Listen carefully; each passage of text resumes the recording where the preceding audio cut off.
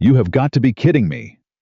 That was all Ryan Carter managed to whisper before his entire body told him to run. Because standing between him and the worst mistake of his life was the one woman in Chicago who could end his career with a single phone call. His CEO. His boss. The woman whose name was on every paycheck he had ever received. And she was staring right back at him with the exact same look of pure, unfiltered horror on her face. If this story already has your heart pounding, hit that subscribe button right now. Turn on notifications and follow every single part until the very end. Drop a comment below and tell me what city you're watching from. I want to see exactly how far this story travels. Now let's go. Ryan Carter had exactly 3 rules about his personal life. Rule number 1. Emma comes first. Always. No exceptions. No negotiations. No compromises. Rule number 2. He did not date. Not seriously. Not casually. Not at all. Not since Claire died 4 years ago and left him alone in a house that still smelled like her perfume for 6 months afterward. Rule number 3. Whatever his older sister Karen suggested, he did the opposite. Karen was loving. Karen was well-intentioned.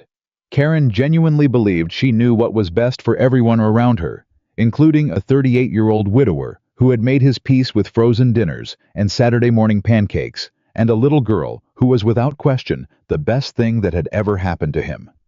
But Karen also thought she was a matchmaker, and that was a problem. "It's one dinner," Karen had said on the phone 3 days ago, her voice carrying that particular brand of cheerful stubbornness that Ryan had spent his entire childhood failing to argue against. 2 hours, maybe less. Just a meal. Real food. Sitting across from an actual adult human woman who is not your daughter or your coworker. "I like my coworkers," Ryan said. "Ryan, when was the last time you had a conversation with someone that wasn't about expense reports or second-grade math homework?" He opened his mouth. He closed it again. Karen took his silence as the victory it was. "Thursday night," she said. 7 o'clock, Alara on Michigan Avenue. "I already made the reservation. Her name is Sophie. She's brilliant, she's accomplished, and she genuinely needs someone real in her life. You're the realest person I know. Karen, I love you. Wear the blue shirt." She hung up. He almost canceled 4 times. Once on Tuesday, when Emma had a bad dream and climbed into his bed at 2 in the morning, and he lay awake until sunrise, staring at the ceiling and thinking about how perfectly complete his life already felt. Just the 2 of them. This small, quiet, imperfect life they had rebuilt from the wreckage. Once on Wednesday, when a brutal 14-hour day at Bennett Global left him so exhausted that the thought of making conversation with a stranger felt physically painful. Once on Thursday morning, when he was standing in front of the mirror in the blue shirt.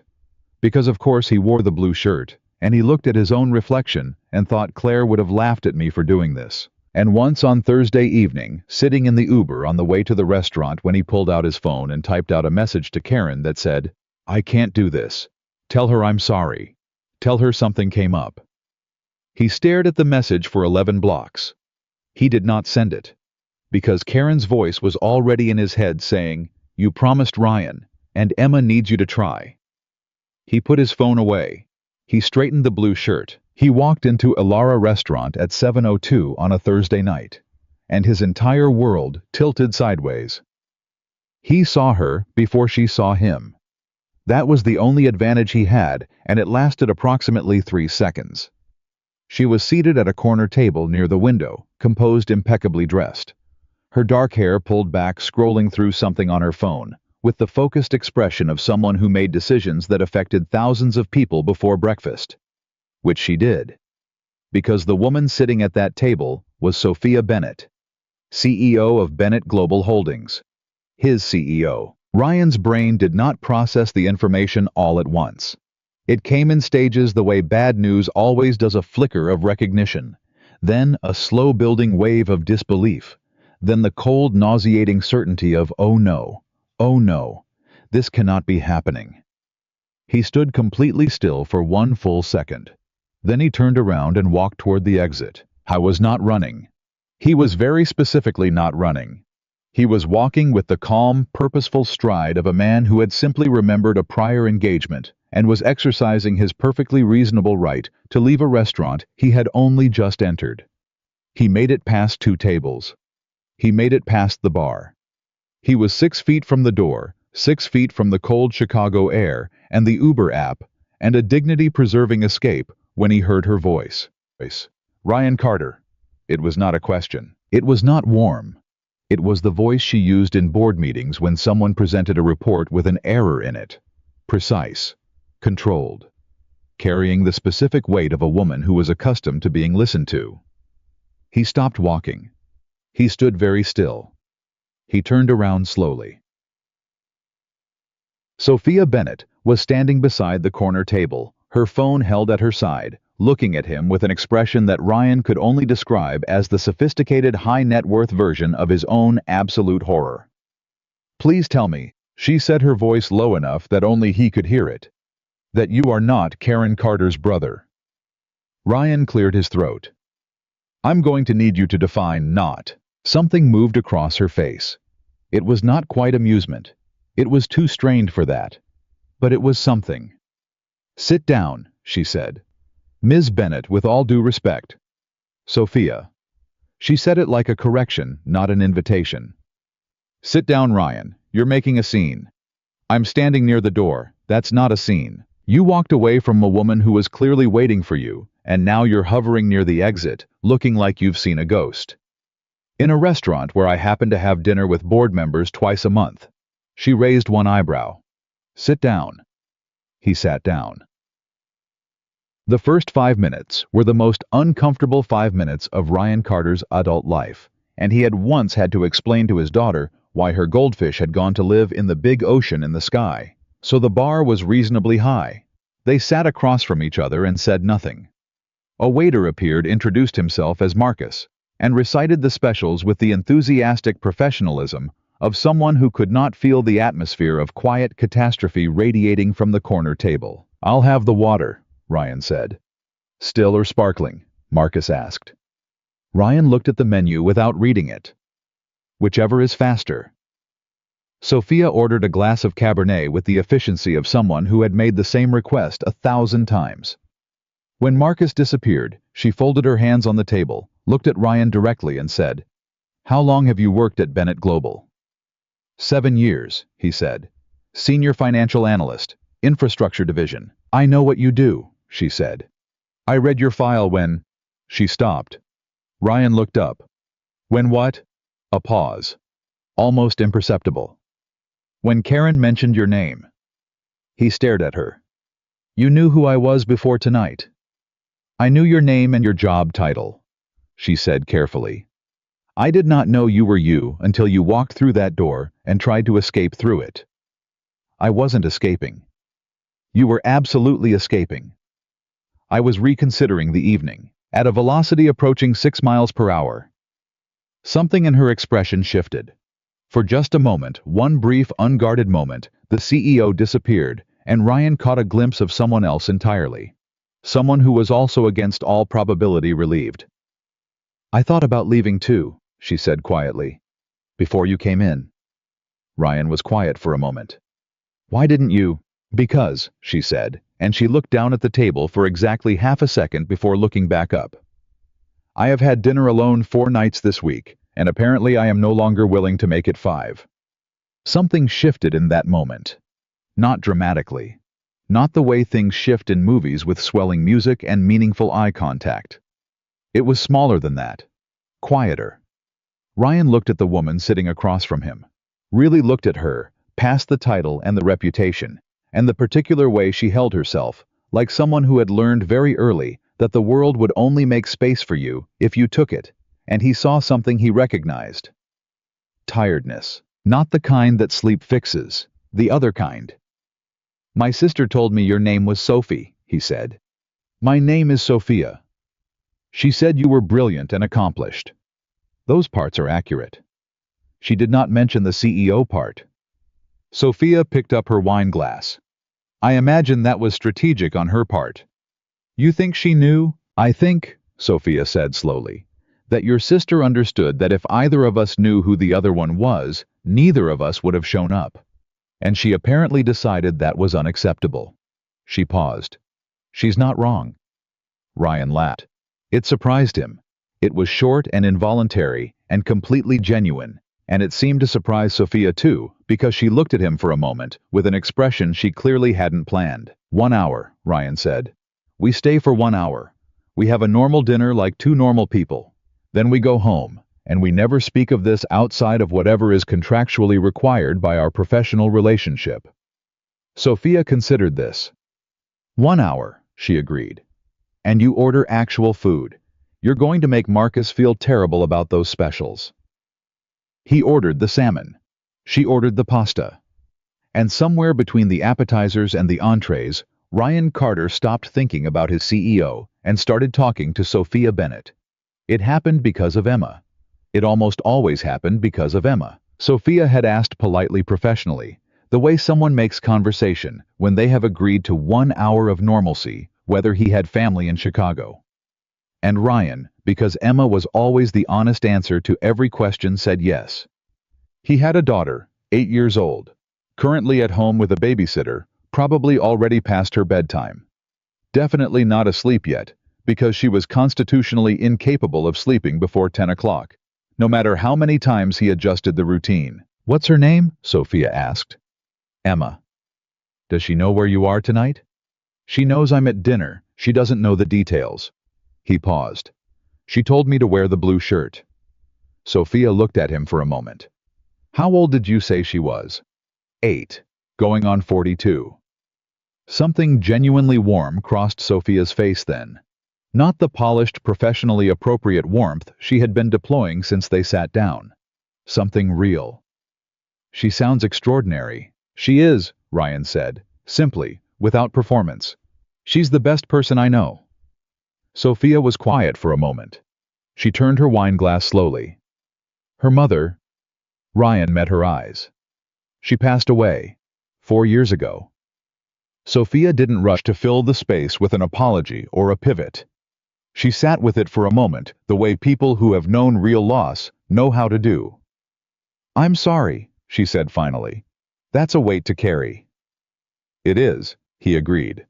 But Emma makes it lighter.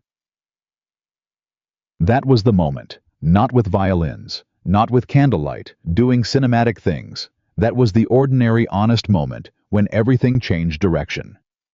Because Sophia Bennett, who had not talked about anything real with anyone in longer than she was willing to admit, put down her wine glass and said, I grew up in foster care. Ryan didn't react. He didn't flinch or make the face that people sometimes made, the face of pity, wearing the costume of sympathy. He just waited. 11 placements, she said. Between age 4 and 17. I learned very quickly that the only reliable thing in my life was what I could build myself. She said it without melodrama. The way people talk about facts they have processed so thoroughly they no longer cut. So I built things. I got scholarships. I got degrees. I started a company at 26, and I ran it until it was worth something, and then I ran it until it was worth something more, and I have been running ever since. And tonight, Ryan said carefully, you almost walked out of a restaurant because your blind date turned out to be someone who works for you. Tonight, she said, I almost walked out of a restaurant because I was afraid. The word landed quietly between them. Ryan looked at her. Of what? Sophia picked up her fork, set it back down. Of how normal this felt, she said. Sitting here, talking to someone who isn't asking me for anything. She looked up at him. You haven't asked me for a single thing since you sat down. I asked for water. That doesn't count. He smiled. What do people usually ask you for? Everything, she said. Favors, connections, contracts, advice, validation, attention. A pause. Usually in that order. I just want to finish my salmon, Ryan said. And maybe hear more about the foster care if you're willing, because you dropped that. Like it was a weather report, and I have a feeling there's more to it than that. Sophia stared at him. What? He said. Most people don't push past it, she said. Most people are probably intimidated by you. and you're not. Ryan thought about this honestly. I mean, he said, you're my boss. I was terrified of you 20 minutes ago. But right now, you're just someone who had 11 homes before the age of 17 and built an empire out of that. And I think that's one of the most extraordinary things I've ever heard. So no. Right now, I'm not particularly intimidated. Sophia was quiet for a long time. You, she said finally, are not what I expected. You, Ryan said, are not either. The 1 hour became 2, the 2 became 3. At 10:17, Ryan's phone buzzed with a text from Emma's babysitter. She's still awake and wants to know if you found your friend. He showed it to Sophia without thinking about it. Sophia read it again. And then she did something Ryan had not yet seen her do across 3 hours of dinner.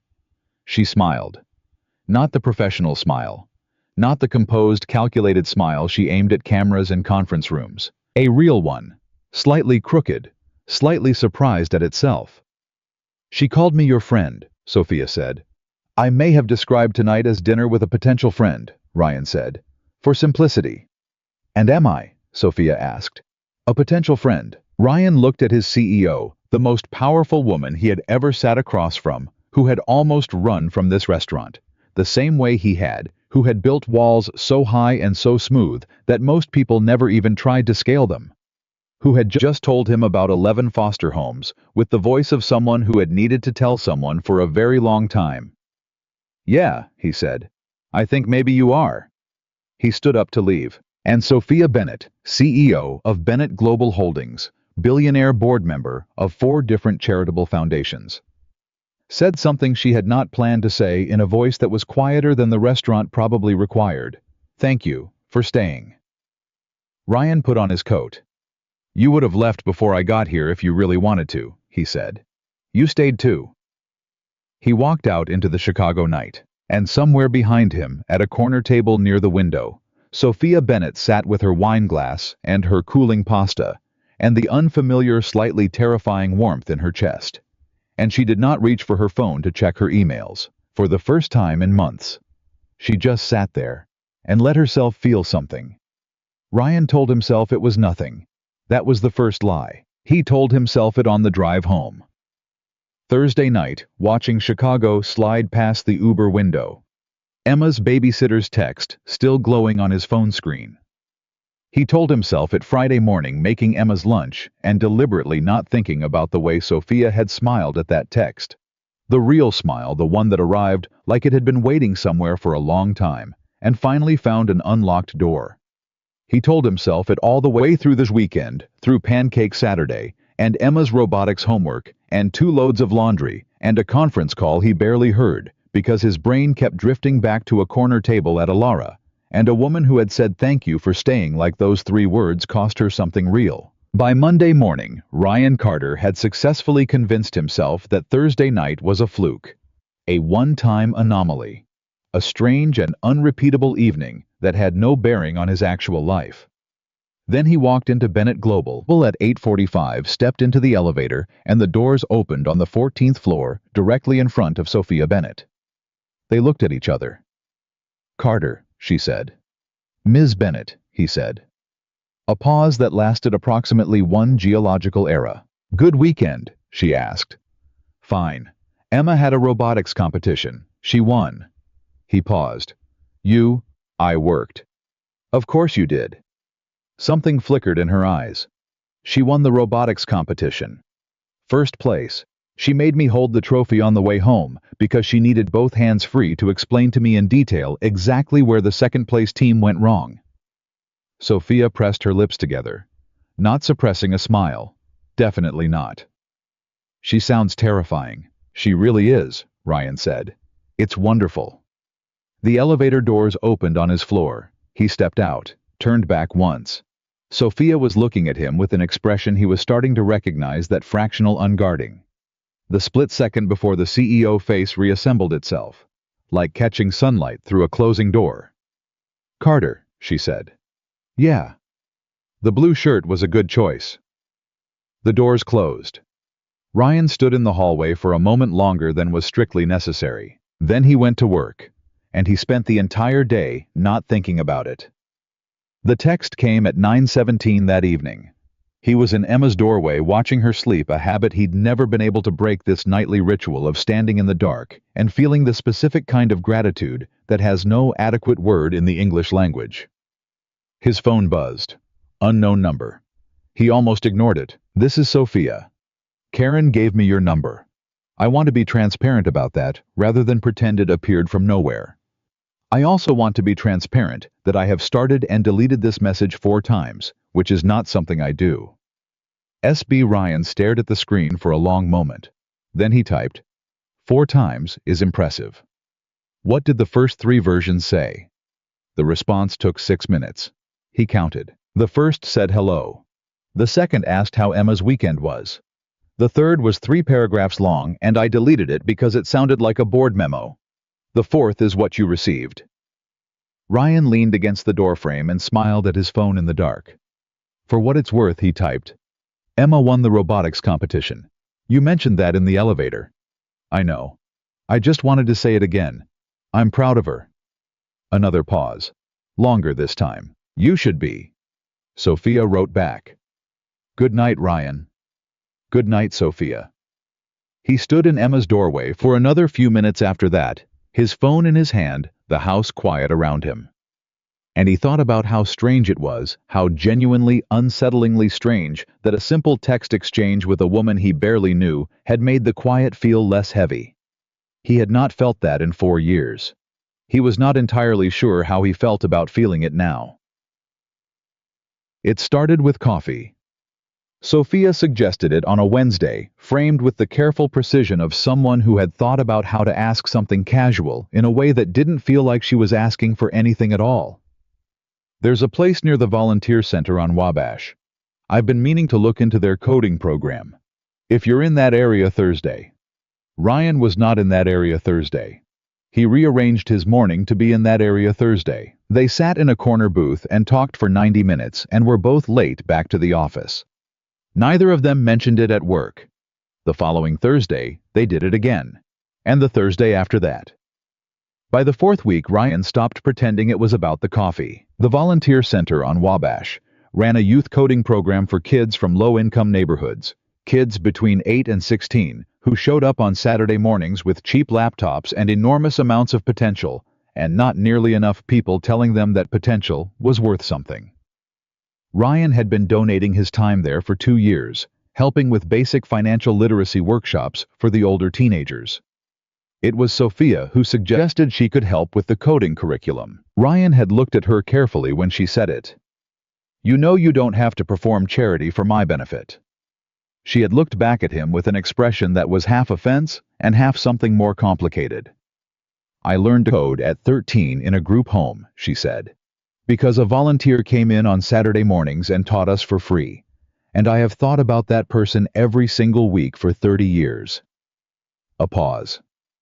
"I'm not performing anything." Ryan said nothing for a moment. "Saturday at 9, he said. "Dress for a room full of kids who will absolutely not care who you are. I'm aware of how to dress myself, Carter. Wear something you don't mind getting dry erase marker on." She showed up Saturday at 8:55 in dark jeans and a simple blouse, a tote bag over one shoulder, carrying coffee for both of them without being asked. Ryan looked at the coffee, looked at her. "You didn't have to. It's coffee," she said. "Don't make it a moment." He added a moment in his head where she couldn't see it. The kids destroyed her in the best possible way. Within 20 minutes, a 14-year-old named Marcus had challenged her to a debugging competition and announced loudly to the room that she had corporate energy, and he wasn't sure he trusted it. Sophia had looked at him with absolutely level eyes and said, "Give me the code." She found the bug in 4 minutes. Marcus stared at his screen. Then he looked at her. Then he said with the reluctant reverence of someone who takes competence seriously, "Okay, you can stay." Ryan watched this from across the room and felt something warm and slightly dangerous settle in his chest. She was extraordinary with them. Not in the way people who write checks are extraordinary, not from a careful distance. She sat on the floor. She looked at their screens. She asked them questions and then actually waited for the answers. She argued with Marcus about a more elegant solution to a problem for 15 minutes, and then conceded the point when he proved her wrong and said without any performance of graciousness, "That's better. Good catch." Marcus nearly fell off his chair. On the drive back, Ryan said, "You're good at that." "I know what it feels like to have someone show up," she said simply. They sat at a red light. The city moved around them. "Emma would like you," Ryan said. It came out before he'd fully decided to say it. Sophia looked at him. "You think so? She has the same energy as Marcus. She'd test you within the first 5 minutes and then either adopt you permanently or never speak to you again. Those are the only two options. With Emma, yes." Sophia was quiet for a moment. Then carefully, "I'd like to meet her. If that's something you're open to. No pressure. No timeline." Ryan kept his eyes on the road. His hands were steady on the wheel. His heart was doing something he chose not to examine closely. "I'll think about it," he said. He had already decided. "I thought about it for exactly 6 days." On the 7th day, a Saturday, Emma came into the kitchen while Ryan was making pancakes and announced that her robotics team needed a new code module, and she had been trying to build it herself, but something was wrong, and it was making her frustratingly irrational, which was a phrase she had clearly absorbed from somewhere and deployed with enormous personal accuracy. Ryan looked at his daughter, her hair still messy from sleep, her brow furrowed with the focused frustration of someone who does not accept defeat. Her pajamas covered in small printed stars, and said, "What if I knew someone who might be able to help with that?" Emma looked at him with sudden sharp attention. "Who?" "A friend," Ryan said carefully. "She's very good with code." "How good?" "She built a company worth several $billion partly on the back of her own software architecture." Emma blinked. "That's good. That's what I thought. When can she come?" "I'd have to ask her." "Ask her now." Ryan picked up his phone. He typed, "Emma has a robotics code problem. She's requested I consult an expert. Are you free Sunday afternoon?" He sent it before he second-guessed himself. The response came in under a minute. "What time?" He stared at how fast she had replied. 2 o'clock, he typed. "I'll be there." Emma was already looking over his shoulder. She read the exchange. She looked at her father with an expression that was thoughtful and 8 years old, and somehow already 3 steps ahead of him. "Dad?" she said. "Yeah, bub." "Is she just a friend?" Ryan turned back to the stove. "Go get dressed." "That's not an answer." "Pancakes are almost ready." "Dad?" Emma. She was quiet for exactly 4 seconds. Then, "Okay, but I'm going to figure it out myself anyway." "I know you will," Ryan said. "That's what worries me." Sophia arrived at 2 o'clock with a laptop bag. A box of colored markers, she said, were for diagramming, and an expression that Ryan could only describe as someone who was trying to look calmer than they felt. He opened the door. She looked at him. He looked at her. "Hi," she said. "Hi," he said. "She's been ready since noon." Is that a warning? Consider it a briefing." From somewhere behind him a voice. "Is that her?" Ryan stepped aside. Emma Carter stood in the hallway in her best hoodie, the one with the NASA patch on the sleeve, with her tablet under her arm, and her chin tilted at the angle of someone prepared to conduct an interview. She looked at Sophia for approximately 3 full seconds. "You're taller than I thought," Emma said. Sophia looked back at her without blinking. "You're exactly what I thought." Emma's eyes narrowed. "What did you think?" "I thought you'd be someone who gets to the point quickly and doesn't have much patience for people who talk without saying anything." A pause. Emma turned to her father. "I like her," she said, completely matter-of-fact. "Can she stay for lunch?" Ryan exhaled something that was half relief and half something he still wasn't ready to name. "That's up to Sophia." Sophia Bennett, CEO of Bennett Global Holdings, billionaire, architect of her own empire, from absolutely nothing, looked at an 8-year-old girl who had just inducted her into a household with the casual authority of a small empress and said, "I'd like that very much." Emma pulled Sophia onto the couch. Within the first 10 minutes, Her tablet opened the problematic code module spread across the screen, launching immediately into an explanation with the compressed precision of someone who has been waiting to have this conversation since the morning. Sophia did not condescend. She did not simplify. She asked real questions and gave real answers, and when Emma proposed a solution that was technically wrong but conceptually elegant, Sophia said, "The logic is right. The syntax is the problem. Look here." And she pointed at the screen, and Emma leaned in, and for a moment they were both just two people who loved solving problems sitting next to each other. Ryan stood in the kitchen doorway and watched. I was not supposed to feel what he felt in that moment. He knew that. He had exactly one rule that mattered more than the other two, and it was this: he did not bring people into Emma's life unless he was certain. He had never been certain enough. Not once in 4 years.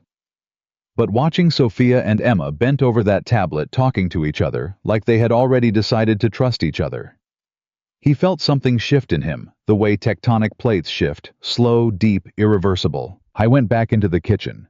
He started making lunch. From the living room he heard Emma say, "Do you always solve things this fast?" And Sophia say, "No, you made it easy. You already knew where the problem was. You just needed someone to confirm it." A pause. Then Emma, "My dad does that too. He doesn't solve things for me. He just stands there until I figure it out, and then he says, 'I knew you would.'"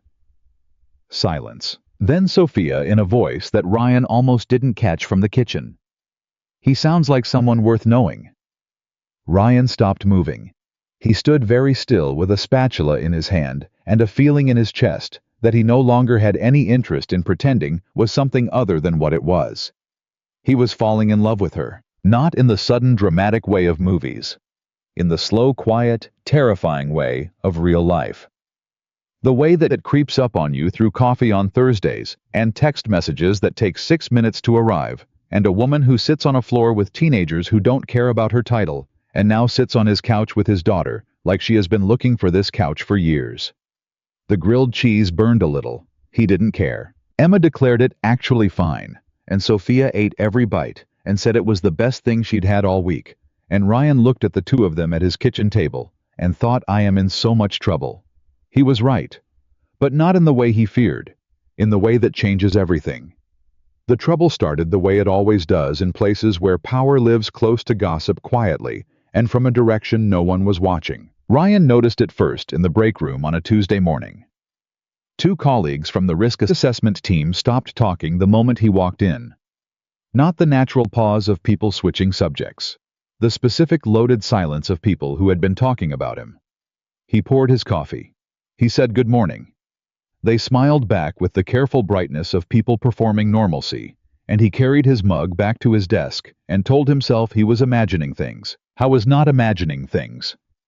By Wednesday, his colleague and closest work friend Daniel Marsh appeared at his office door at 4:30, closed it behind him without being asked, and sat down with the expression of someone delivering information they would rather not be delivering. "Talk to me," Ryan said. Daniel leaned forward. "People are saying things, man." "What kind of things?" "The kind that travel fast and don't need to be true to do damage." He paused. "People have noticed that you and Sophia Bennett have been visible together. The volunteer center. The coffee place on Wabash.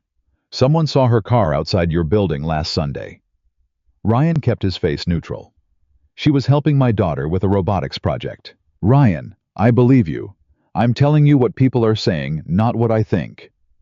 Daniel looked at him steadily. "What they're saying is that you've been positioning yourself, getting close to the CEO to protect your job, maybe move up. That this whole thing is calculated." The word landed like something cold. "Calculated," Ryan repeated. "I know," Daniel said.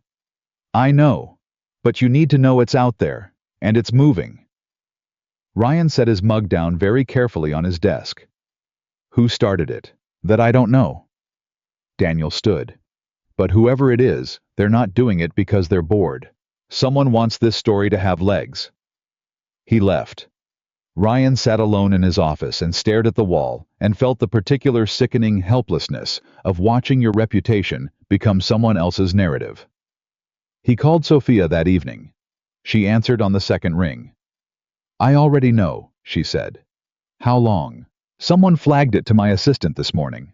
I've been deciding how to handle it. And? A pause. Carefully, she said. I need to be careful, Ryan. Not because I'm ashamed of anything, but because if I react too fast or too visibly, it confirms the story for people who are already looking for confirmation. He understood that. He did. Are you as the board saying anything? Not yet. Another pause, heavier this time. They will. He pressed his hand flat against the kitchen counter. Emma was doing homework at the table behind him, earbuds in mercifully oblivious. Sophia, I need to ask you something, and I need you to answer me honestly. When have I not? Do you want to step back from whatever this is? From us? He made himself say the last word plainly, because it was true, even if it was inconvenient. I would understand. I want you to know that. If protecting the company means, Ryan. Her voice was quiet, firm. The voice she used when a conversation was trying to go in a direction she was not going to allow. Stop. I'm serious. So am I. Stop. A breath. I am not stepping back, but I need you to trust me to handle this the right way. Can you do that? He looked at Emma's back, her shoulders moving slightly as she worked her ridiculous NASA hoodie, her absolute unawareness that the world outside this kitchen was beginning to rearrange itself around her father in ways he couldn't yet control. Yeah, he said. I trust you. Good, Sophia said. Then let me work. 3 days later, the rumors reached the board.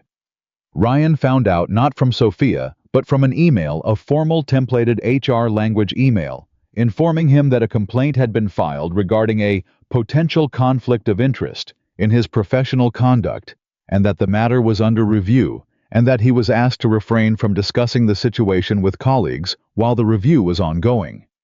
He read it twice. Then he forwarded it to Sophia with no message attached. She called him in 4 minutes. I saw it. A complaint was filed, Ryan said. Formal, through HR. I know. This isn't rumors anymore, Sophia. I know that too. Her voice was controlled, but he had learned to hear the things she kept underneath the control, and what he heard now was something close to fury. Quiet, precise, contained fury.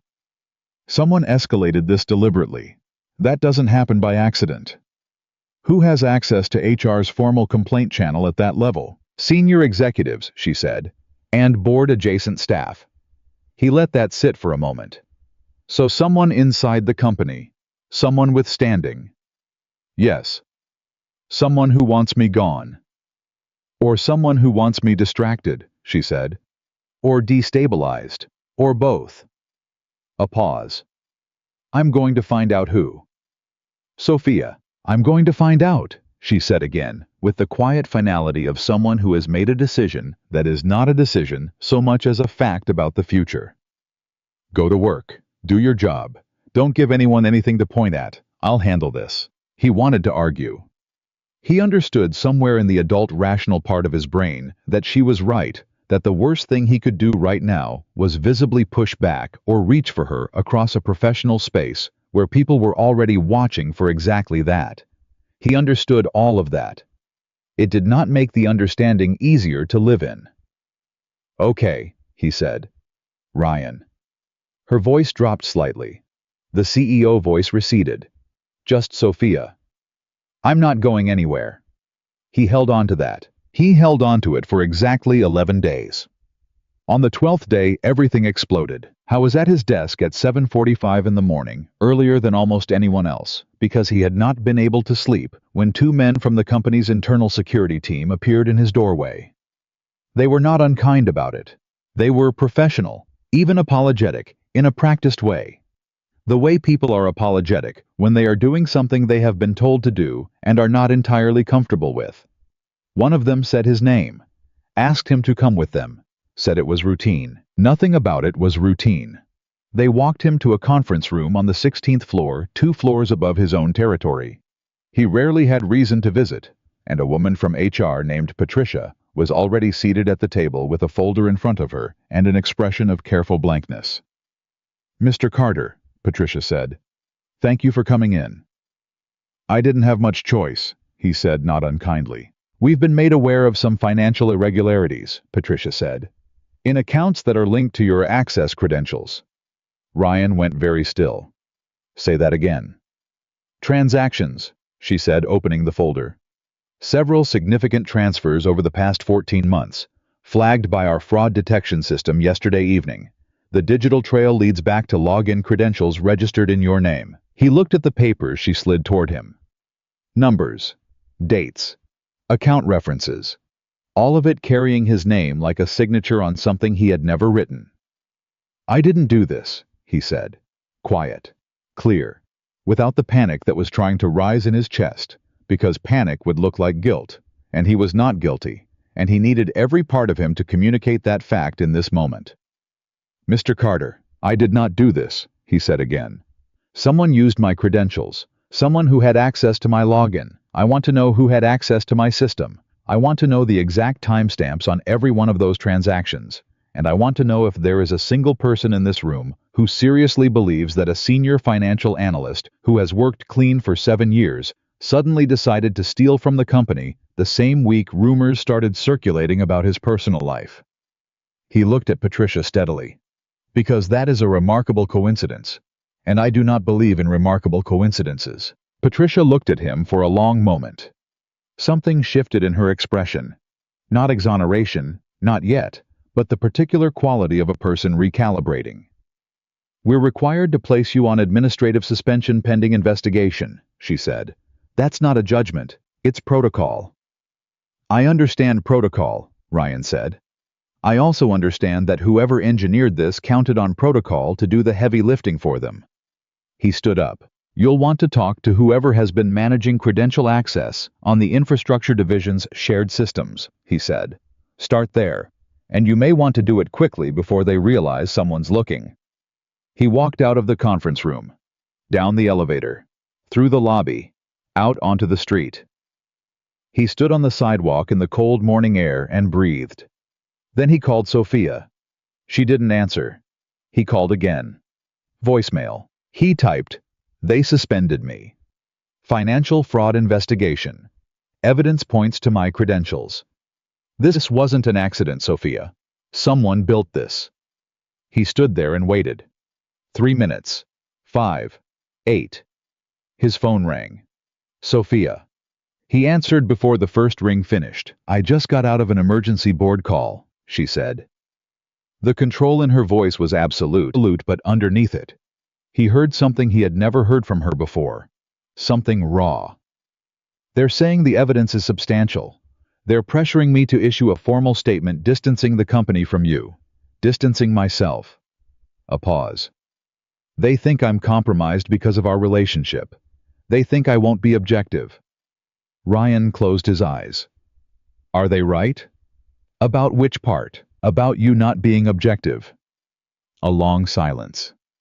Ryan, she said, I know you didn't do this. That's not what I asked. I know.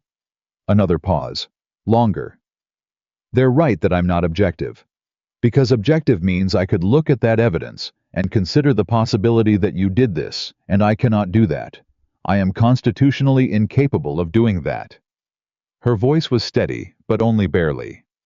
Which means I cannot be the one to run the internal investigation. I have to recuse myself. Then who runs it? I do, she said. He frowned.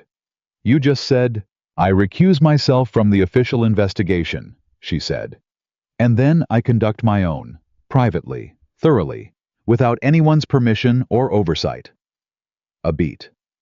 Because the official investigation will follow the evidence where someone has carefully arranged for it to go, and I'm going to follow it somewhere else.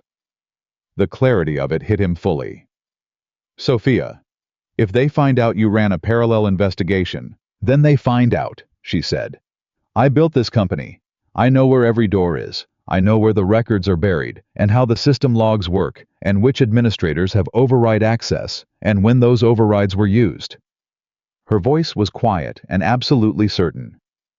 I will find whoever did this. And when I do, there will not be a soft landing for them. I promise you that. Ryan stood on the street outside the company he had worked in for 7 years, suspended his name attached to a fraud he had nothing to do with, and he felt two things simultaneously. The first was fear. Real cold, practical fear about his career and his name, and Emma, and what suspension meant for a man whose daughter depended on him completely. The second thing was something else entirely. It was the realization arriving with the quiet, irreversible certainty of something that has been true for a while, and is only now being acknowledged, that Sophia Bennett, who had spent her entire life building walls and staying behind them, was currently on the other side of those walls for him. Without being asked, without hesitation, without calculating the cost first. "You're going to blow up your own board to protect me," he said. "I'm going to find the truth," she said. "What happens after that is the board's problem." Sophia. "Don't," she said. "Don't thank me. Don't tell me to be careful. Don't tell me it's not worth it." A pause. "Is it?" he asked, honestly. "Is it worth it to you?" The silence this time was different. Not the silence of someone choosing words. The silence of someone deciding whether to let themselves be fully seen. "Yes," she said. Simply. Completely. "You are worth it." He pressed his free hand over his eyes and stood on the cold sidewalk and breathed. "My daughter is going to hear about the suspension," he said when he trusted his voice again. "I need to get home and figure out what to tell her before someone else does." "Go," Sophia said. "I'll start tonight." "Sophia." He said her name like it mattered, because it did. "Be careful." "I'm always careful," she said. "I mean it." "So do I." A pause. "Go take care of Emma. Let me do this." He went. Emma already knew. Of course she did. She was 8 years old, and constitutionally incapable of missing anything that changed the frequency of the air around her father, and Ryan walked through the front door at 10:43 on a Tuesday morning, a Tuesday when he was supposed to be at work until 6, and she looked up from her book with the precise, calm attention of someone who had been waiting to be told something. "Dad," she said. "What happened?" He sat down across from her at the kitchen table. He did not dress it up. He did not cushion it in soft language designed to slide around the truth. Emma had always deserved the truth. "I'm taking some time away from work for a little while," he said. "There's a misunderstanding that needs to get sorted out. It's going to get sorted out. But it might take some time." Emma looked at him, directly, with those eyes that had never once in her 8 years of life let him get away with being less than honest. "Is it about Sophia?" she asked. He blinked. "Why would you ask that?" "Because people don't like it when things are different than they expected," Emma said with the easy certainty of someone who had figured this out empirically. "And you and Sophia are different than people expected, so someone probably made it a problem." Ryan stared at his daughter. "Emma," he said. "Is she okay?" Emma asked. "Sophia." Yes, she's okay." Emma nodded, picked her book back up, then put it back down. "Dad, is she going to fix it?" Ryan thought about Sophia's voice on the phone, the certainty in it, the absolute absence of hesitation. "I will find whoever did this." "Yeah, bub," he said. "I think she is." Emma nodded again with the satisfied finality of someone who has received the information they needed and is now prepared to wait. "Okay," she said. "Then we just have to be patient." She opened her book. "Can you make grilled cheese for lunch, the kind with the sharp cheddar?" Ryan laughed. It came out rough around the edges and slightly too loud and entirely genuine. "Yeah," he said. "I can do that." He got up and went to the kitchen and made grilled cheese for his daughter. And in a building across the city, the woman he loved sat down at her personal laptop with 7 years of access credentials and a fury that had nowhere to go but forward, and she began to pull on the thread that someone had hoped would never be found.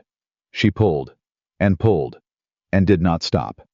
She started with the timestamps. That was the thing about evidence that had been manufactured rather than discovered. It was almost always too clean.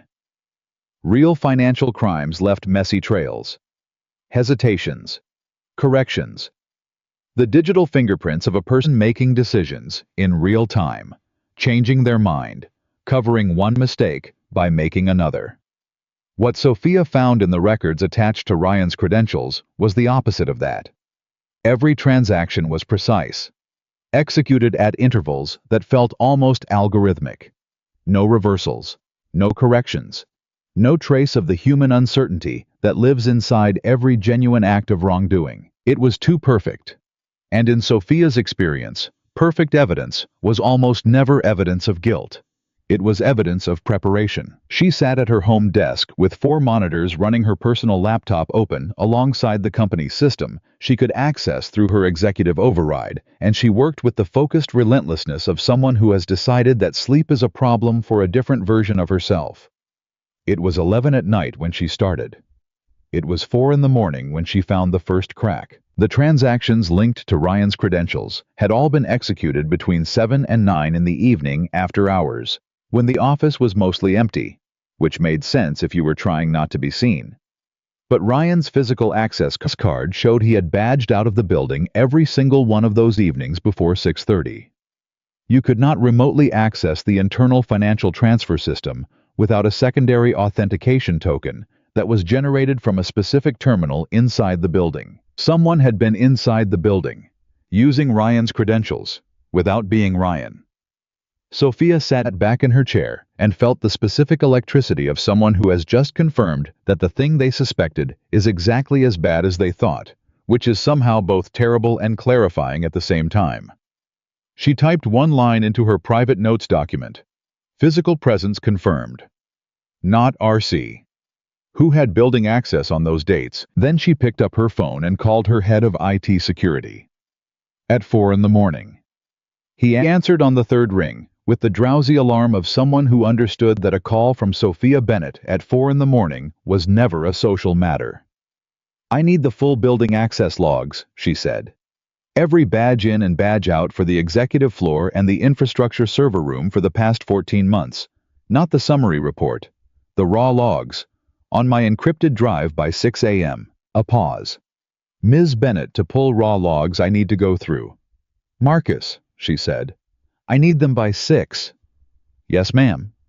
She put the phone down and went back to the records.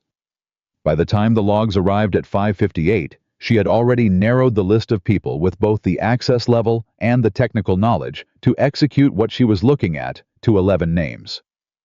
By 7:15, cross-referencing building access against the transaction timestamps, she had narrowed it to 3. By 8 a.m., she had narrowed it to 1. His name was Gerald Harwick, Senior Vice President of Corporate Strategy, 14 years at Bennett Global. The kind of man who used phrases like company loyalty and institutional knowledge in board meetings while billing the company for dinners he ate alone. The kind of man who had watched Sophia build something extraordinary for over a decade and had decided somewhere along the way that her success was something that had happened adjacent to him rather than entirely without him. The kind of man who had filed the formal HR complaint about Ryan Carter. Sophia looked at his name on her screen for exactly 10 seconds. Then she picked up her phone and called her personal attorney. Ryan found out. The way you find out about good news when someone has been carrying it toward you carefully, not all at once, but in stages, each one slightly more real than the last. It started with a text from Sophia at 8:23 in the morning. "I have a name." Howe was standing in his kitchen in yesterday's clothes, having spent most of the night sitting at the table alternating between trying to read and staring at nothing. Emma had made him toast at 7 a.m. with the focused solemnity of a child who understood that the appropriate response to her father's distress was practical action, and he had eaten it because she needed him to. He read the text. Read it again. He typed back, "Tell me." Her response came immediately. "Not yet. I need 2 more hours to make it bulletproof. If I tell you now, you'll want to do something, and I need you to not do anything for 2 more hours." He stared at the message for a long moment. Emma appeared beside him, read the screen without apology, and said, "She's right. You should shower. You look like you slept in a chair." "I slept on the couch." "Same problem," Emma said. "Go shower, Dad. She's handling it." He looked at his 8-year-old daughter, who was standing in her NASA hoodie with a piece of his toast in her hand, looking at him with the patient certainty of someone who had already decided how this story ended. When did you get so calm about everything? He asked. I learned it from you, she said. Except you're not being calm right now, so one of us has to. She pointed at the hallway. Shower. He went. At 10:47 a.m. Sophia walked into a conference room on the 22nd floor of Bennett Global and sat down across from Gerald Harwick, her general counsel seated to her left, and a representative from the city's financial crimes unit seated to her right. She had made one call and 3 emails before coming into this room. She had not rushed. She had not raised her voice in any of them. She had simply laid out what she had found methodically, completely without a single gap in the chain of evidence, and the people on the other end of those calls and emails had moved quickly because the evidence left them no alternative. Gerald Harwick looked at the people in the room and understood immediately that something had gone badly wrong with his plan. Sophia, he said. The familiar use of her name after years of calling her Ms. Bennett in every public setting was itself a tell. I'm not sure what this, Gerald. She put a single printed document on the table in front of him. I'm going to save us both some time. I know you used Ryan Carter's access credentials to execute 14 months of fraudulent transfers through the Infrastructure Division's secondary accounts. I know you physically accessed the building on each of those dates using your own badge, then ghosted Ryan's login through the server room terminal. I know you filed the HR complaint against him to accelerate the investigation timeline, and I know you leveraged the gossip about our relationship to make the accusation credible. She paused. I also know that you've been planning this exit for approximately 2 years, and that you expected Ryan to take the fall cleanly, because he was a convenient and believable scapegoat, and because you assumed I was emotionally compromised enough to let the official investigation run its course without looking behind it. Gerald's face had gone through several colors during this recitation. He had landed on something pale and rigid. You assumed wrong, Sophia said. Her general counsel slid a second document across the table. The financial crimes investigator to my right will take it from here, Sophia said. She stood up, straightened her jacket, looked at Gerald Harwick. 14 years of institutional knowledge company loyalty. Familiar use of her first name and said with complete quiet finality, Clear out your office today. Security will escort you. She walked out, in the elevator alone. For 30 seconds, she pressed her back against the wall and closed her eyes and let herself feel just briefly the full weight of the last 72 hours. The sleeplessness. The fear not of being wrong, but of being too late. The particular terror of caring about someone enough that their danger becomes your emergency. The elevator doors opened. She straightened up. She called Ryan. He answered before the first ring completed. Tell me. Gerald Harwick, she said.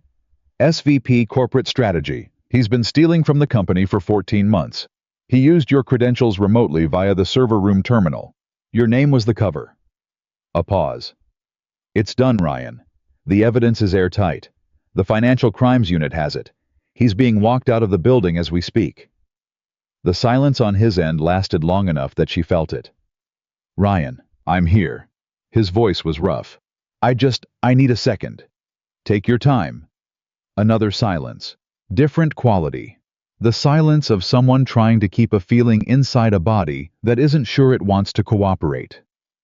You did this, he said finally. You spent 3 days, you didn't sleep, did you? I slept some. Sophia. A reasonable amount, she said. That means no. It means enough, she said. Ryan, the board is going to issue a formal statement clearing your name today. HR will be reaching out about reinstatement. There will be an apology, I'm making sure of that, and it will be specific, and it will be public, because you deserve specific and public, not a quiet email and a handshake. She heard him exhale, long and slow. I don't know what to say to you, he said. You don't have to say anything. I want to. Then say it in person, she said. Come to the office.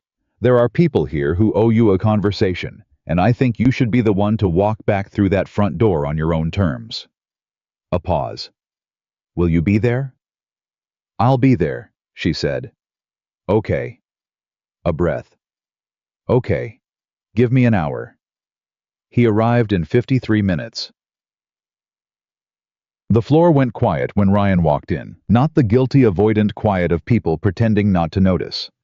The real quiet, the kind that happens when a room full of people simultaneously realizes they owe someone something and are not sure how to begin paying it. Heads turned. Eyes followed him across the room. Daniel was the first one to stand up, and he crossed the floor and put his hand out and said, "I should have pushed back harder. I'm sorry, man." And Ryan shook his hand and said, "You warned me. That counts." And Daniel nodded and stepped aside. Patricia from HR met him at the conference room door with a formal letter of reinstatement and an expression of genuine contrition that went beyond the professional requirement of the apology. "The process failed you," she said. "I want to say that plainly." "The process was used against me," Ryan said, not unkindly. "That's different. Someone broke it. It wasn't broken on its own." Patricia nodded, handed him the letter.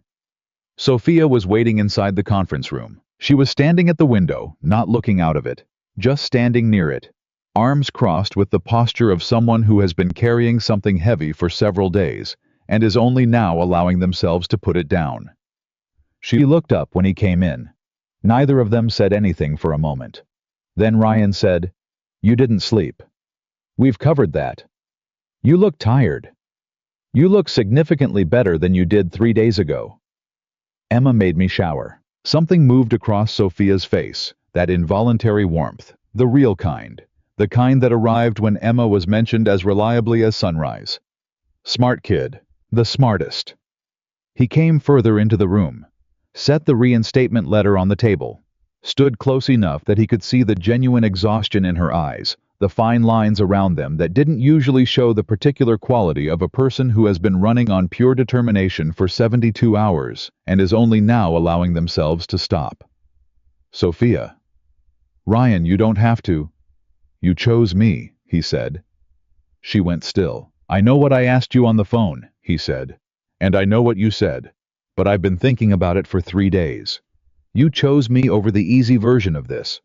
You chose me when every rational calculation probably said to let the process run and protect yourself and protect the company." He paused. "Nobody has done that. Not in a long time. Nobody has just picked me, without conditions." Sophia looked at him with an expression that was doing something complicated around the edges. The controlled surface was completely intact. But underneath it, in the way she held herself, and the way her hands had tightened slightly on her own arms, he could see it. The truth she had not yet allowed herself to say out loud. "I was terrified," she said. Her voice was quiet, steady. But the words were real in a way that cost her something to speak.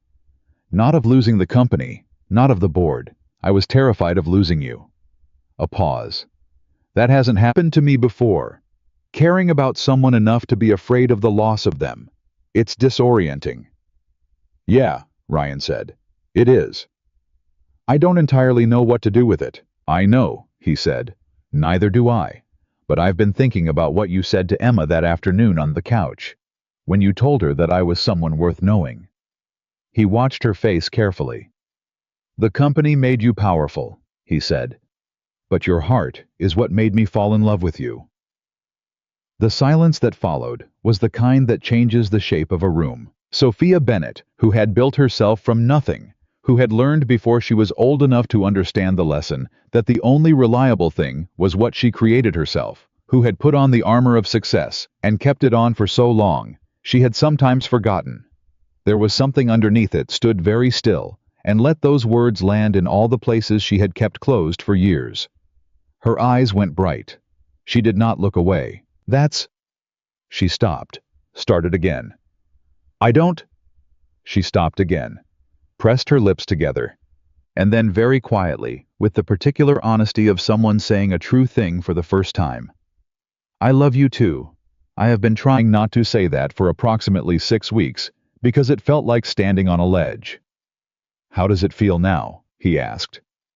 "Like I already jumped," she said. "And the ground is further down than I thought. And I am not entirely sure I mind." Ryan moved the remaining distance between them and put his arms around her, and she let him, and for a moment that required no words from either of them. They stood in the conference room of the company she had built, and the company he had worked in for 7 years, and held on to each other with the specific relief of two people who had just survived something that could have broken them apart. From the hallway through the glass, Ryan was dimly aware that the floor had gone back to its normal noise, that life was resuming, that the machinery of the ordinary day had decided the moment was over, and it was time to proceed. He did not let go. Neither did she. The board meeting that afternoon lasted 2 hours and 17 minutes. Sophia presented the evidence against Gerald Harwick with the same methodical precision she brought to everything clean, thorough, irrefutable. The vote to formally clear Ryan Carter's name was unanimous. The vote to approve the public statement of apology was unanimous. Gerald Harwick's employment was terminated effective immediately, and the matter was referred to federal authorities for prosecution. One board member, a man named Charles Vetter, who had been among the most vocal in pressuring Sophia to distance herself, said near the end of the meeting, "You took a significant personal risk running that parallel investigation, Sophia." She looked at him across the table. "I found the truth," she said. "That's not a risk. That's a responsibility." Charles Vetter looked at his hands. The meeting adjourned. Ryan was waiting outside the boardroom when the doors opened. He had been told he could go home. He had chosen to wait. Sophia saw him the moment she stepped into the hallway. She did not break stride, and her expression gave nothing away to the board members filing out around her. But when she passed close enough to him, she said quietly, without looking directly at him, "Go pick up Emma. The three of us are having dinner tonight." He said nothing. He simply nodded. I took the elevator down and walked through the lobby of the building he had worked in for 7 years, past the security desk, where the guards knew his name, through the glass doors, and out into the Chicago afternoon. He stood on the sidewalk for a moment. The same sidewalk where he had stood 11 days ago, suspended and shaken, and holding on to the sound of Sophia's voice, like it was a rope. Today, the air tasted different. He called Emma. She answered immediately. "Well?" she demanded before he could speak. "It's over," he said. Sophia fixed it. A pause. "I knew she would," Emma said, with the serene confidence of someone who had never genuinely considered the alternative. "Are we celebrating?" "Sophia wants the three of us to have dinner tonight." Another pause, this one different, longer. "Dad," Emma said. "Yeah, bub." "I think she might be staying," Emma said. "Like actually staying." Ryan looked up at the sky above Chicago, wide and gray and real. "Yeah," he said softly. "I think she might be." "Good," Emma said, simply, completely. "Good," Ryan agreed. He put his phone in his pocket and walked toward home, toward his daughter, toward the life that was quietly, unexpectedly, against every odd, becoming something whole again. Dinner that night was pasta. Not because anyone planned it, because Emma announced the moment Ryan walked through the door with Sophia behind him that she had already started boiling water, and pasta was the obvious choice for celebrating. And she had already decided this was not a night for restaurants, because restaurants were too formal for actually important things. Sophia stood in the kitchen doorway and watched Emma move through the kitchen with the ownership of a child who had claimed this space completely. And something in her chest tightened in a way she had stopped trying to explain away. "She cooked," Sophia said quietly. "She boiled water and opened a jar of marinara," Ryan murmured back. "But don't say that." "I would never." Emma turned around. "I can hear you both." She pointed at the table. "Sit. The pasta needs 4 more minutes." They sat. Ryan looked across the table at Sophia, who was sitting in Emma's chair, because Emma had directed her there with the casual authority of someone arranging the world to her specifications, and Sophia was sitting in it without a trace of self-consciousness. Her jacket draped over the back, her sleeves pushed up, looking more relaxed than Ryan had ever seen her in any boardroom or restaurant or carefully managed professional setting.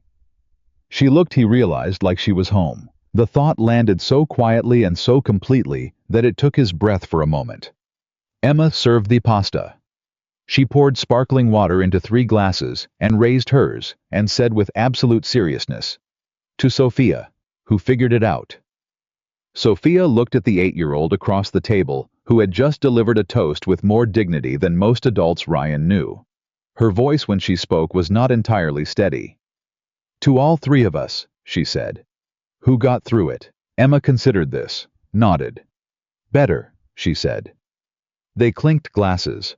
Ryan said nothing. He did not trust himself to write at that moment. He simply picked up his fork and ate pasta in his kitchen with his daughter and the woman he loved, and the ordinary radical completeness of the moment moved through him like something he had been waiting for without knowing he was waiting.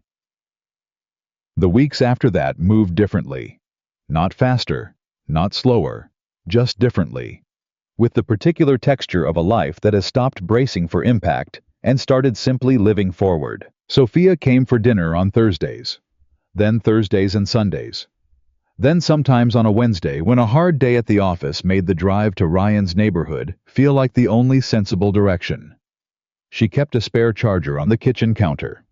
She learned how Emma took her hot chocolate 2 marshmallows, always 2, never 1, and never 3, and made it correctly without being reminded, and Emma noticed and said nothing about it, which was itself the highest possible form of Emma's approval. Ryan went back to Bennett Global on a Monday morning, 2 weeks after his reinstatement, and sat at his desk and opened his laptop and did his job. His colleagues were not uniformly graceful about it. Some apologized directly. Some avoided his eyes. Some performed elaborate normalcy. That was its own kind of apology. Daniel brought him coffee every morning for a week without explanation, and Ryan accepted it without explanation. And by the second week, they were back to complaining about quarterly projections and the coffee machine on the 3rd floor that had been broken since February, and the whole terrible interlude began to take on the quality of something survived rather than something ongoing. The formal disclosure came on a Friday afternoon. Human Resources Legal, and a brief announcement to the company that Ryan Carter and Sophia Bennett had a personal relationship that had been properly disclosed in compliance with company policy, and that all relevant protocols were in place. It was 3 sentences. It was thorough and unambiguous and deeply undramatic, which was exactly what Sophia had intended. 3 people sent Ryan congratulatory emails that same afternoon.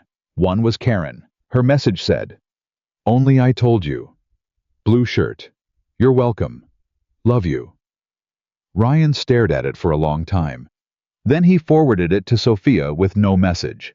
She responded 4 minutes later. "Your sister is insufferable. Then I'm going to send her flowers. Then, don't tell her I said that first part." Ryan laughed at his desk genuinely out loud for the first time in weeks. It was Emma who changed things next. Not intentionally. She never did anything with intention when instinct was available. It happened on a Sunday night in November, 8 months after the blind date that Ryan had almost escaped. Sophia was on the couch helping Emma with a history paper, The Revolutionary War, which Emma had opinions about, and Ryan was making dinner, and from the kitchen he could hear them arguing in the comfortable, engaged way that people argue when they both care about being right, and also secretly enjoy the friction. "You can't just say the Boston Tea Party was about taxes," Sophia said. "That's like saying the Civil War was about disagreements." "It literally was about taxes," Emma said. "It was about the principle of representation. The taxes were the symptom. If they just paid the taxes." "Emma, no. Think about what you're saying." "I am thinking. I think taxes are boring, and everyone could have saved a lot of time." A pause. "Write that down," Sophia said. "What?" "Write exactly what you just said, and then argue against it. That's your thesis." A long silence. "That's actually really good," Emma said with the reluctant admiration of someone who was beaten by a better idea. "I know," Sophia said. "You're kind of annoyingly smart," Emma said. "I know that too." Ryan stood in the kitchen doorway and watched them both bent over the paper, Sophia pointing at something on the page, Emma chewing her pencil eraser in the way Ryan had been telling her not to do for 3 years, and he thought, "This is it. This is what I couldn't have imagined, and couldn't have built, and couldn't have planned. This is what just showed up." He went back to the stove. 15 minutes later. Emma appeared in the kitchen with her paper and a look on her face that Ryan recognized as prelude to something significant. "Dad," she said, "can I ask you something?" Sure, bub. Is Sophia going to be here forever? The question arrived with Emma's characteristic directness. No softening, no build-up. Just the thing itself, delivered with the same matter-of-fact certainty she used for everything that actually mattered to her. Ryan looked at his daughter, then passed her toward the living room where Sophia had gone quiet in that particular way. She went quiet when she was listening to something she didn't want to appear to be listening to. I don't know yet, Ryan said carefully. Why? Emma considered this with the focused attention of someone doing actual math. Because I think she wants to be, Emma said. And I think you want her to be. And I think the only reason it hasn't happened is because you both think the other one needs more time. She tilted her head. You don't. Neither does she. You're both just being careful because you don't want to scare each other. Ryan stared at his daughter. Did someone tell you to say that? He asked. Nobody tells me anything, Emma said. I figure things out. She put her paper on the counter. Also, she keeps her spare charger here. People don't leave chargers at places they're not planning to come back to. She walked back to the living room. Ryan pressed his hand flat on the counter and breathed for a moment. Then he plated the food and carried it to the table and sat across from Sophia, who was looking at the table with an expression of elaborate neutrality that fooled absolutely no one. She's right, Ryan said. Sophia looked up. About the charger, Ryan said, and about everything else. Sophia was quiet for a moment. Then, she's 8 years old. She's also correct. Another pause. Sophia looked at Emma, who was eating with the serenity of someone who has done their part and is now allowing the adults to catch up. Then she looked at Ryan with the expression he knew best, the one where the wall was coming down, not in collapse but by choice. Brick by deliberate brick. I'm not going anywhere, Sophia said. I know, Ryan said. I mean it formally, she said. Not just as a feeling. I mean I am making a decision. About this, about you and Emma, I'm deciding. A pause. I've spent my entire life building things. I've never decided to belong to something I didn't build myself. She looked at him steadily. I'm deciding now. Emma reached across the table and put her hand over Sophia's without looking up from her food. Sophia looked down at that small hand on top of hers and said nothing for a moment, because there was nothing that needed to be said. The proposal happened in April on a Saturday morning at the Youth Coding Center on Wabash. Ryan had planned it for 6 weeks.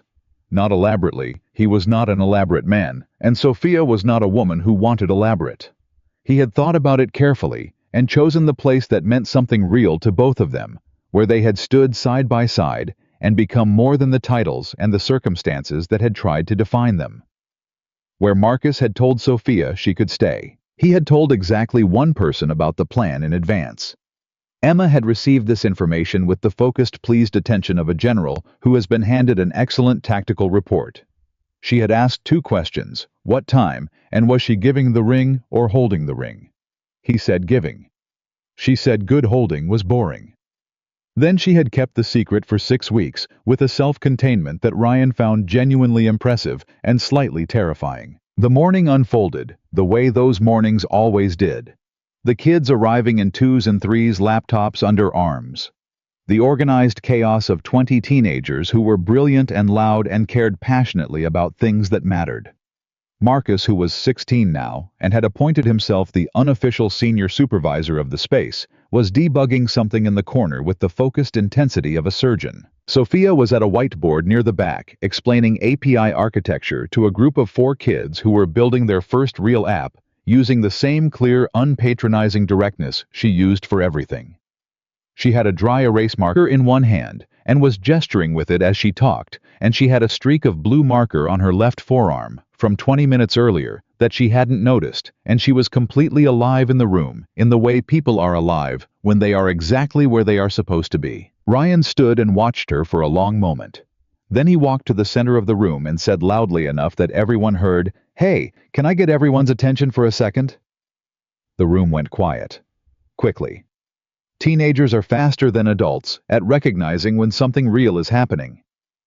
Sophia turned from the whiteboard. She saw Ryan standing in the middle of the room, She saw Emma standing beside him with both hands cupped in front of her, something small inside them. Something moved across Sophia's face. Recognition, then confusion, then something that was past both of those, something that arrived like sunrise all at once. Ryan looked at the woman he had tried to escape on a Thursday night 14 months ago. The woman who had stayed.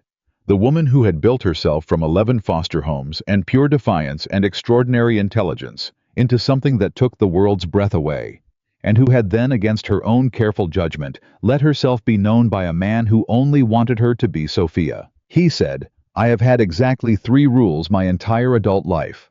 Emma comes first. I don't date. And whatever Karen suggests, I do the opposite." He paused. "I broke all 3 of them because of you. And I have never been more grateful for being wrong in my life." He reached into his pocket. Emma unfolded her hands at the exact same moment, holding the ring up. Marcus from the corner said audibly, "Oh, that is smooth." Sophia pressed her hand over her mouth. "You told me once," Ryan said, "that you spent your whole life building things you could rely on because you didn't trust anything you hadn't made yourself. I'm not something you made. Emma isn't either. But we're yours anyway if you want us." He looked at her steadily. "Sophia Bennett, will you stay officially, permanently, forever?" Emma extended the ring toward Sophia with both hands, her expression one of enormous, barely contained solemnity. Sophia looked at the ring, looked at Emma, looked at Ryan. Her eyes were bright, and she made absolutely no effort to hide it. She stepped forward and took the ring from Emma's hands, and then she looked at Ryan and said, not in the CEO voice, not in any of the careful, controlled registers she had spent 30 years perfecting, but in her own voice, the one that lived underneath all of it, that had been waiting for someone to speak it to. "Yes, obviously yes. You cannot ask a question like that and expect any other answer." The room erupted. Marcus said finally, loud enough to rattle the windows. 3 kids started clapping. 2 more pulled out phones. 1 girl in the front row cried and immediately denied it. Emma threw her arms around Sophia's waist with the full force of an 8-year-old who has been waiting 6 weeks to do exactly this, and Sophia caught her and held on, and Ryan put his arms around both of them, and for a moment, all 3 of them stood together in the middle of a room full of teenagers who were cheering for something real. That night, after Emma had finally reluctantly gone to bed, Ryan and Sophia sat together on the couch. Not talking at first, just sitting the way people sit when the day has been enormous and they are both tired and neither of them wants it to end. Sophia was looking at the ring on her finger. Not obsessively, just occasionally with the slightly wondering expression of someone who keeps discovering the same surprising fact. "Are you scared?" Ryan asked. She thought about it honestly, the way she thought about everything. "Yes," she said. "Not of you, not of Emma. Of..." She paused. "Of being this happy. Of having something that I would be completely devastated to lose." "That's just love," Ryan said. "That's what it feels like." "It's terrifying," she said. "Yeah," he agreed. "It really is." She leaned into him. He put his arm around her. The house was quiet in the way it was quiet after Emma was asleep. Not empty quiet, not lonely quiet, but the warm, full quiet of a home where people live. From down the hall, a small voice. "Are you guys still awake?" Ryan and Sophia looked at each other. "Go to sleep, Emma," Ryan called. A pause. "Sophia," Emma's voice. Smaller now. The real voice. The one underneath the confidence. Sophia straightened slightly. "Yeah, are you staying forever?" The question floated down the hallway and settled into the room, and Ryan felt it land, felt what it meant. Not a child asking about tonight, but a child who had lost one person and needed to know, needed to hear that the world had not decided to be that cruel twice. Sophia was quiet for exactly 1 breath. Then she stood up from the couch, walked down the hallway, and pushed open Emma's door. Ryan didn't follow. He sat and listened. He heard Sophia cross the room, heard the soft sound of her kneeling beside the bed, heard Emma make the small rustling sound of someone turning toward a voice they trusted. And then he heard Sophia say clearly and quietly, and without a single qualification, Forever is exactly the plan. He heard Emma exhale, the sound of a child who has been holding something and has now put it down. He heard Sophia say, "Now sleep."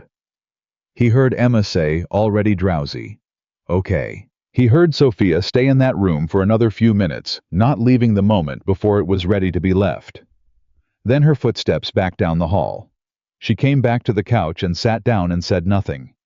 Ryan took her hand. She laced her fingers through his. Outside Chicago moved on in its enormous, indifferent, beautiful way. Inside, in this small, warm, improbable house, three people who had each been broken by different things had found, without planning or permission, what they had each needed most. Not rescue, not perfection, not the absence of fear. Just this. A hand to hold, a voice down the hallway, a ring on a finger, and a child who slept soundly because someone she loved had told her the truth. Some people walk into your life and change the direction of it entirely. They don't arrive with trumpets or announcements. They arrive like Sophia arrived through a back door you were trying to exit in a restaurant you almost left on a Thursday night when you were certain you had made a mistake. And then they stay. Through the rumors, and the accusations, and the sleepless investigations, and the fear. Through the grilled cheese that burns a little, and the pasta that comes from a jar, and the history papers about the Boston Tea Party, and the robotics competitions, and the Saturday mornings at a coding center, where teenagers cheer for love like it's the most natural thing in the world. They stay because that is what love actually is, stripped of every complication. Not the feeling. The decision. Made again and again and again in the ordinary, quiet, irreplaceable moments that no one else sees, that don't make headlines, that don't get written about in company memos or board meeting minutes. Just between three people in a house in Chicago, who chose each other, and meant it, every single day.